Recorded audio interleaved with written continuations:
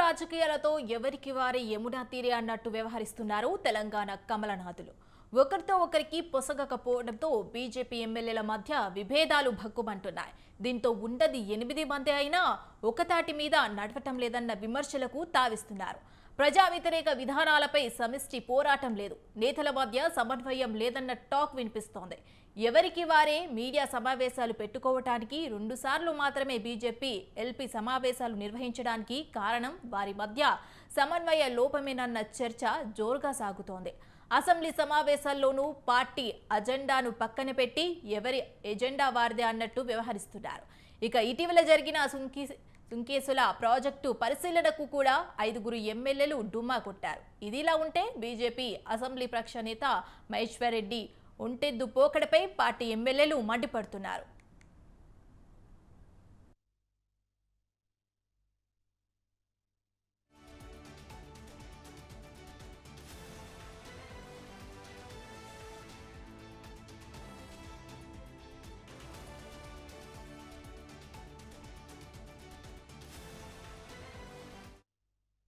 మరోపక్క హైకమాండ్ తీరుపై అలకబూనారు సీనియర్ నేత ఎమ్మెల్యే రాజాసింగ్. అందుకే పార్టీ కార్యక్రమాలకు దూరంగా ఉంటున్నారన్న టాక్ పొలిటికల్ వర్గాల్లో వినిపిస్తున్నారు.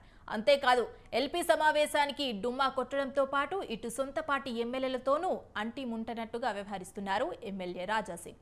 దీంతో తెలంగాణలో పాగా వేయాలని వ్యూహాలు రచిస్తున్న ఢిల్లీ పెద్దలకు పార్టీ నేతల తీరు తలనొప్పిగా మారింది.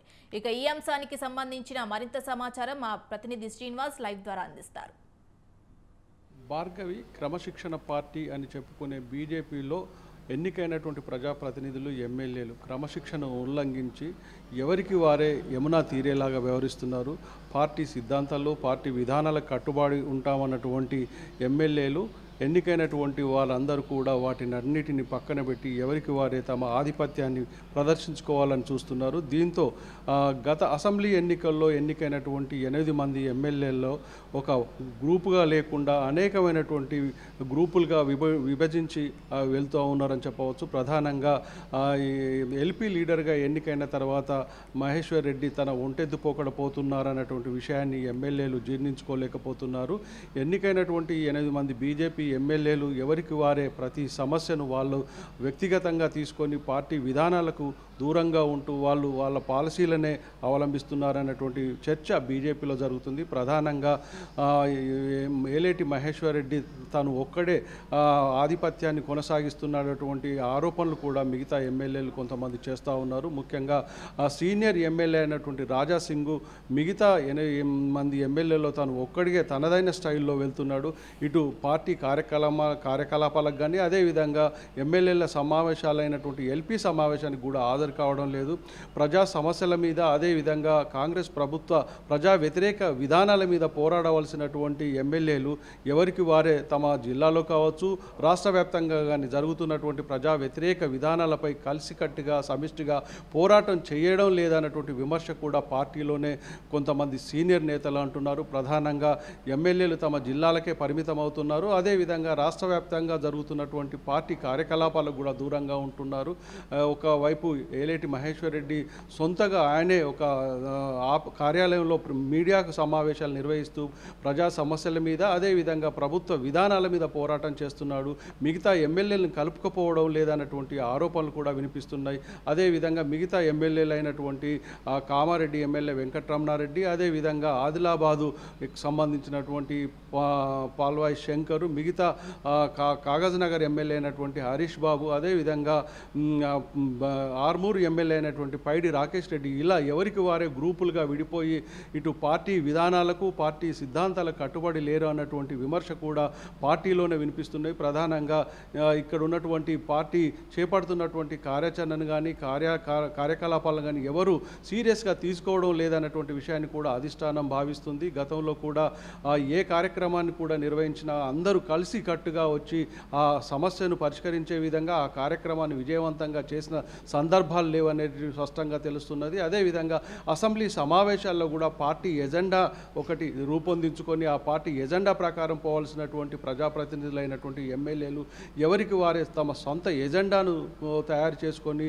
అసెంబ్లీ సమావేశాల్లో మాట్లాడాడే తప్ప ఒక తాటిగా 8 మంది ఎమ్మెల్యేలు అసెంబ్లీలో ఇటు ప్రభుత్వాన్ని ఇరకాటంలో పెట్టడంలో కానీ ప్రజా సమస్యలు లేవనెత్తడంలో కానీ సక్సెస్ కాలేదన్నటువంటిది కూడా వినబడతా ఉంది. అదేవిధంగా రాష్ట్ర వ్యాప్తంగా కాంగ్రెస్ విధానాలపై పోరాడవలసినటువంటి ఎమ్మెల్యేలు ఎవరికి వారే వ్యక్తిగతంగా తమ ప్రతిష్టను పెంచుకునే విధంగా ఇటు మీడియా సమావేశాలు కావచ్చు, ఇటు వివిధ కార్యక్రమాలు రూపొందించుకొని పోరాడుతున్నారు తప్ప సమిష్టిగా పోరాటాలు చేయడం లేదన్నటువంటి అది కనబడుతుంది.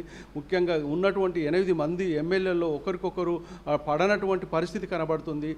అదేవిధంగా సీనియర్ ఎమ్మెల్యే రాజాసింగ్ తనకు ఎల్పీ లీడర్కి అవకాశం ఇవ్వకపోవడంతో పార్టీ కార్యకలాపాలకు దూరంగా ఉండడమే కాకుండా ఎమ్మెల్యేలు నిర్వహిస్తున్నటువంటి కార్యక్రమాలకు కూడా రావడం లేదన్నటువంటిది కూడా విమర్శలు కూడా వినపడుతున్నాయి.